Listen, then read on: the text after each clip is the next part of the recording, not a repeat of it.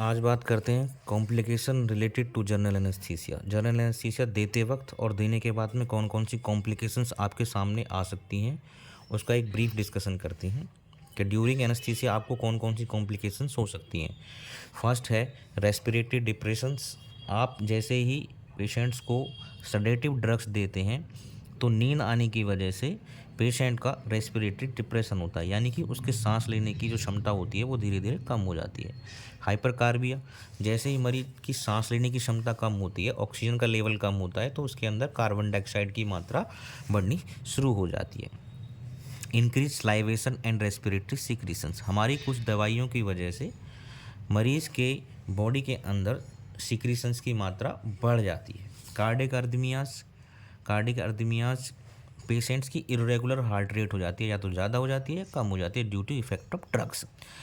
Reduced blood pressure, हमारी नींद की दवाइयाँ देने से या हमारे इंडक्शन एजेंट यूज करने से, मसल रिलैक्सेंट यूज करने से पेशेंट्स का ब्लड प्रेशर कम होता है, या इनहेलेशन गैसेस की वजह से भी हमारा पेशेंट का बीपी रिड्यूस करता है।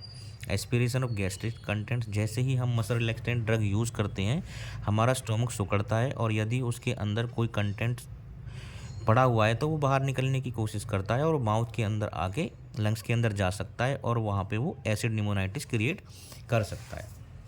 And is लेरिंगोस्पाज्म।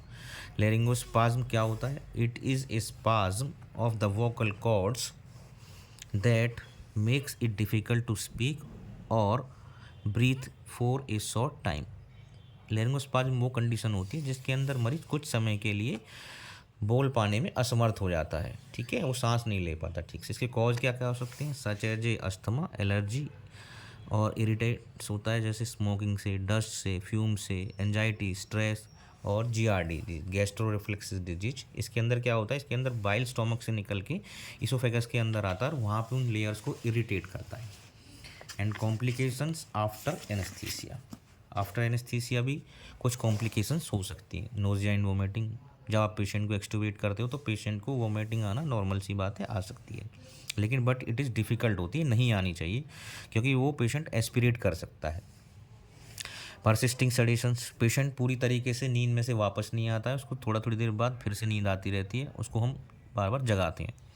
निमोनिया, इन्फेक्शन की वजह से निमोनिया हो सकता है। ऑर्गन की टॉक्सिसिटी हो सकती है, हमारी दवाइयों की वजह से किसी भी ऑर्गन को परेशानी हो सकती है, वो ऑर्गन को टॉक्सिन्स जाने की वजह से टॉक्सिसिटी हो जाती है। Such as liver and kidney damage, हमारी दवाइयों के ज़्यादा उपयोग से या उस पेशेंट के मेटाबॉलाइजेशन कम होने की वजह से, या वो पेशेंट उस दवाई के प्रति एलर्जिक हो उसकी वजह से और हमें पता ना हो तो भी इस रीज़न से उसकी किडनी डैमेज हो सकती है। Nerve paralysis due to faulty position, हम किसी मरीज की सर्जरी में गलत पोजीशन बना देते हैं नर्व को मसल रिलैक्स करके, तो वहाँ पे कोई नर्व अगर कंप्रेस हो जाती है तब उसको पैरालाइज होने के चांस बढ़ जाते हैं।